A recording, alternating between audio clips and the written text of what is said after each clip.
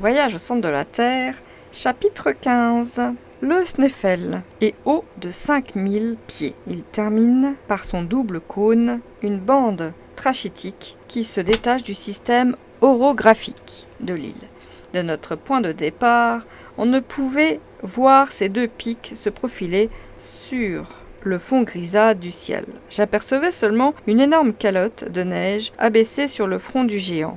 Nous marchions en file, précédés du chasseur. Celui-ci remontait d'étroits sentiers où deux personnes n'auraient pas pu aller de front. Toute conversation devenait donc à peu près impossible. Au-delà de la muraille balsatique du fjord de Stapi, se présenta d'abord un sol de tourbes herbacées et fibreuses, résidu de l'antique végétation des marécages de la presqu'île. La masse de combustible, encore inexploitée, suffirait à chauffer pendant un siècle toute la population de l'Islande. Cette vaste tourbière, mesurée de fond de certains ravins, avait souvent 70 pieds de haut et présentait des couches successives de détritus carbonisés séparés par des feuillets de tufs ponceurs. En véritable neveu du professeur Lindenbrock, et malgré mes préoccupations, j'observais avec intérêt les curiosités minéralogiques étalées dans ce vaste cabinet d'histoire naturelle. En même temps, je refaisais dans mon esprit toute l'histoire géologique de l'Islande. Cette île, si curieuse et évidemment sortie du fond des eaux à une époque relativement moderne. Peut-être même s'élève-t-elle encore par un mouvement insensible. Si en est ainsi, on ne peut attribuer son origine qu'à l'action de feux souterrains. Donc, dans ce cas, la théorie de Humphrey Davy, le document de Scanusum, les prétentions de mon oncle, tout s'en allait en fumée. Cette hypothèse me conduisait à examiner attentivement la nature du sol, et je me rendis bientôt compte de la succession des phénomènes qui précédèrent à sa formation.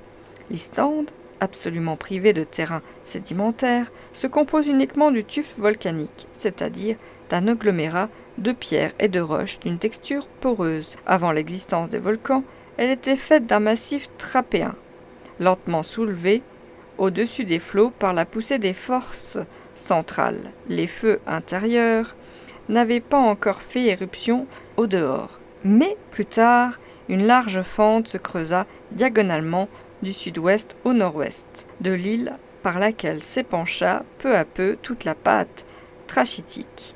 Le phénomène s'accomplissait alors sans violence, l'issue était énorme et les matières fondues, rejetées des entrailles du globe, s'étendirent tranquillement en vastes nappes ou en masses mamellonnées. À cette époque apparurent les vespates, les signétiques et les porphyres. Mais, grâce à cet épanchement, l'épaisseur de l'île s'accrut considérablement, et par suite sa force de résistance, on conçoit quelle quantité de fluide élastique s'emmagasina dans son sein lorsqu'elle n'offrit plus aucune issue après le refroidissement de la croûte trachytique. Il arriva donc un moment où la puissance mécanique de ces gaz fut telle qu'il souleva la lourde écorce et se creusèrent de hautes cheminées. De là, le volcan fait du soulèvement de la croûte, puis le cratère subitement troué au sommet du volcan. Alors, aux phénomènes éruptifs succèdent les phénomènes volcaniques.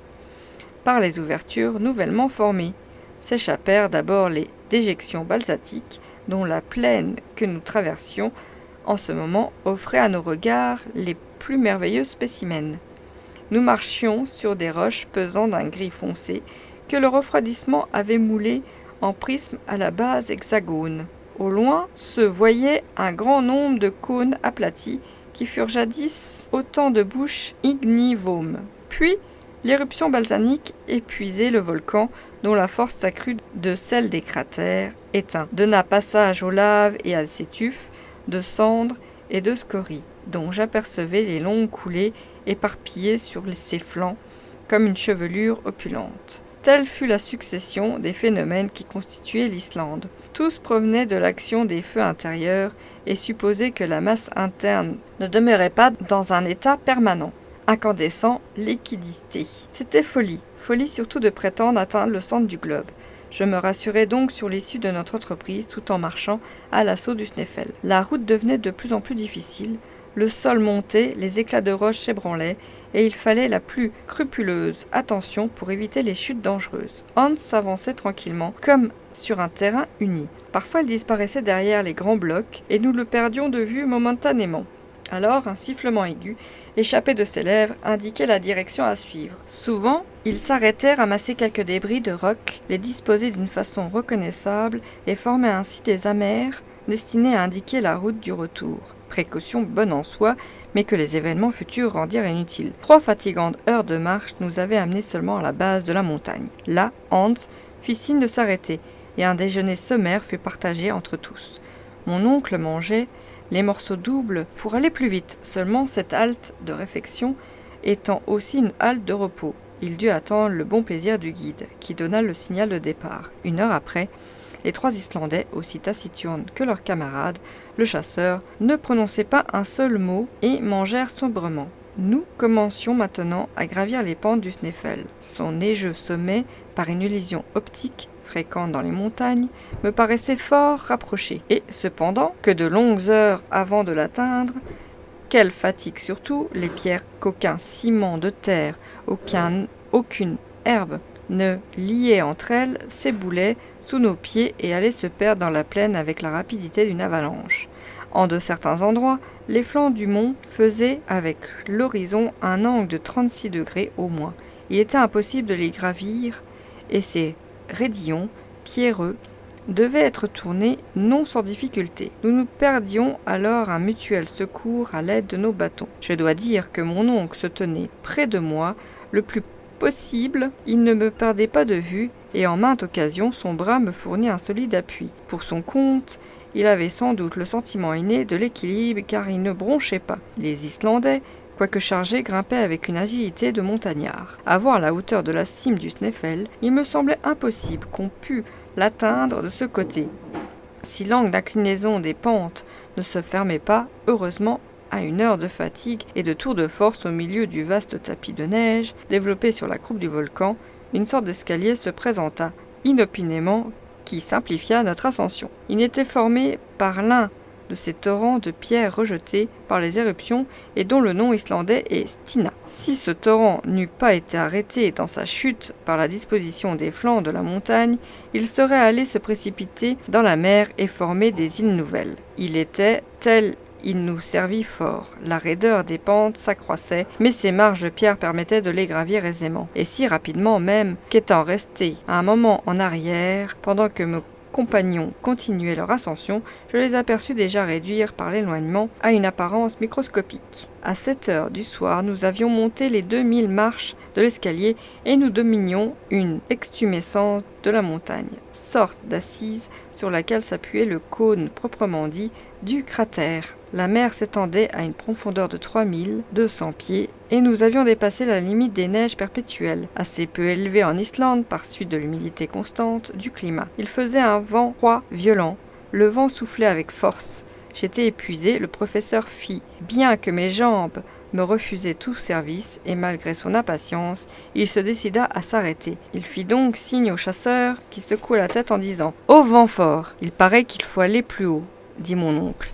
Puis il demanda à Hans le motif de sa réponse. « Mistour » répondit le guide. « Ya, Mistour » répéta l'un des Islandais d'un ton effrayé. « Que signifie ce mot » demandai-je avec inquiétude. « Vois » dit mon oncle. Je portai mes regards vers la plaine. Une immense colonne de pierres ponces pulvérisées, de sable et de poussière, s'élevait en tournant comme une trombe. Le vent la rabattait sur le flanc du Snæfell, auquel nous étions accrochés. Ce rideau opaque, étendu devant le soleil, produisait une grande ombre jetée sur la montagne. Si cette trombe s'inclinait, elle devait inévitablement nous enlacer dans ses tourbillons. Ce phénomène assez fréquent, lorsque le vent souffle des glaciers, prend le nom de mistor en langue islandaise. « Astig, Astig » s'écria notre guide. Sans savoir le danois, je compris qu'il nous fallait suivre Hans au plus vite. Celui-ci commença à tourner le cône du cratère, mais en biaisant de manière à faciliter la marche. Bientôt, la trombe s'abattit sur la montagne, qui tressaillit à son choc. Les pierres, saisies dans les remous du vent, volèrent en pluie comme une éruption. Nous étions heureusement sur le versant opposé et à l'abri de tout danger.